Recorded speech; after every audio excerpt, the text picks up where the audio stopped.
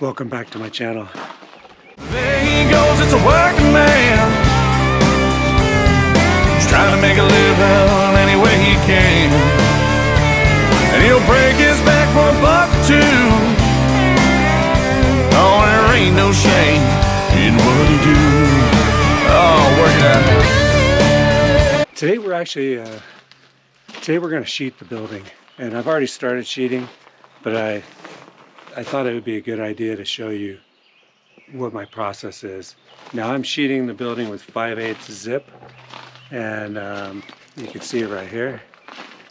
It's actually a kind of a different color. It's red, but yeah, I'm using ring shank nails. I'm using a coil nailer, and let me show you how I get it up on the roof, because this is the real trick to this whole thing. Basically, what I've done is I've turned my excavator into a skylift. If you're familiar with skylifts, I used to have one a long time ago, but you can kind of reach up real high like a forklift.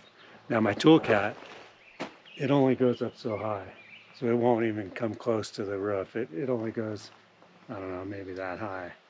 However, like before, you saw how I basically made a boom to get all the beams up on the roof. Now this time I cut the boom off and I turned my excavator into like a skylift. And I'll show you how it works. We'll go ahead and load it and we'll start sheeting this house.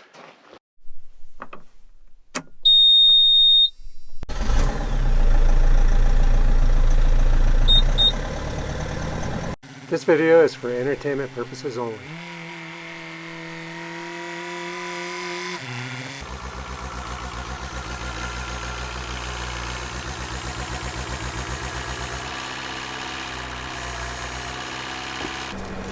Okay, so right here you can see my setup. Basically what I did is I welded some forks on it, and then I put this backing on it to hold the plywood there, and I went ahead and put a piece on the front. I thought maybe I'd have to strap it, but it turns out it's really stable, so this works out really good. Basically what I do is I bring my tool cat up here with the plywood, load the plywood on here, and then lift her up to the roof, and it seems to work pretty good. So I'm going to get it loaded right now, and then I'll show you me lifting it up on the roof, and we'll get to sheeting today.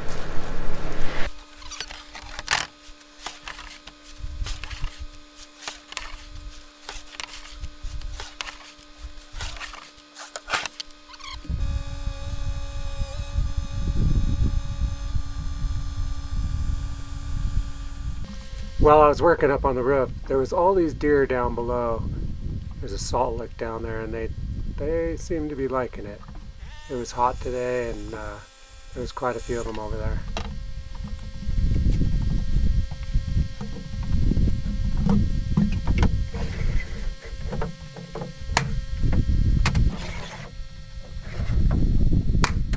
Now nothing's ever perfect.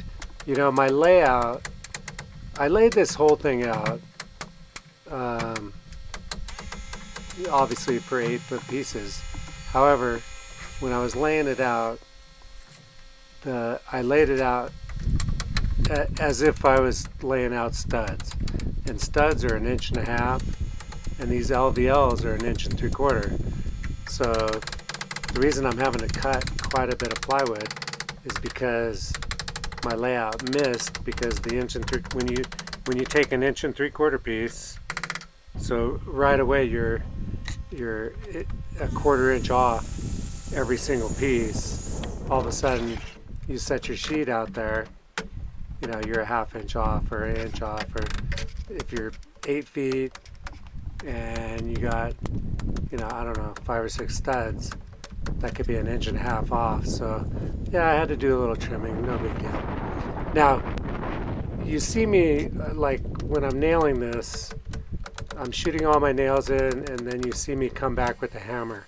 The reason I chose to use a coil nailer instead of my regular Senko nail gun is because the coil nailer has more control over the depth, and also the adjustment on the coil nailer, it allows me to just shoot it without penetrating the plywood, and then I just go back through and flush hammer them in. And that's a lot better for this type of sheeting because it's got this finish coating on it that's actually really durable if you don't penetrate it. And that's the reason for all that hammering that I have to do.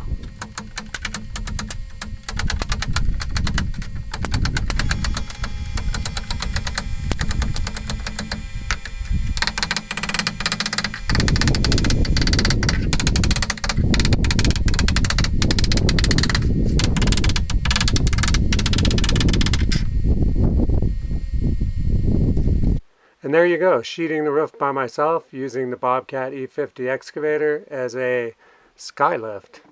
And that seemed to work pretty good actually. Right here I got an air hose. I'm going to just blow off any nails and get all this loose stuff off the roof before I go on to the next step.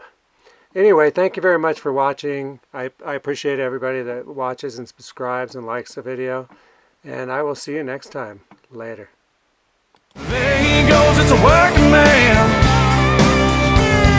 He's trying to make a living any way he can. And he'll break his back for $1 or $2. Oh, there ain't no shame in what he do. Oh, work it out.